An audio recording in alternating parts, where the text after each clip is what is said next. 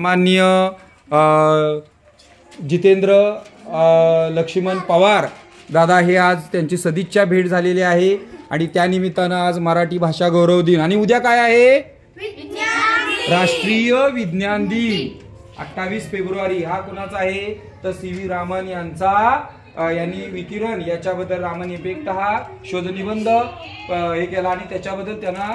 काय मिळालेलं आहे पारितोषिक नोबेल पारितोषिक आणि म्हणून त्यांचा हे आठवण राहावी या दृष्टिकोनातून तो दिवस राष्ट्रीय विज्ञान दिन म्हणून 28 फेब्रुवारीला ऐका जरा लक्ष ऐका तुमचं पुढे जरा सरका कोण पाठीमागं आहे आणि 1931 मध्ये हा पुरस्कार दिलेला होता आणि त्या दिवसापासून ती आठवण राहावी या दृष्टिकोनातून हा राष्ट्रीय विज्ञान दिन म्हणून उद्या आपण साजरा करणार त्या अगोदर आज 27 फेब्रुवारी मराठी भाषा गौरव दिन आहे आणि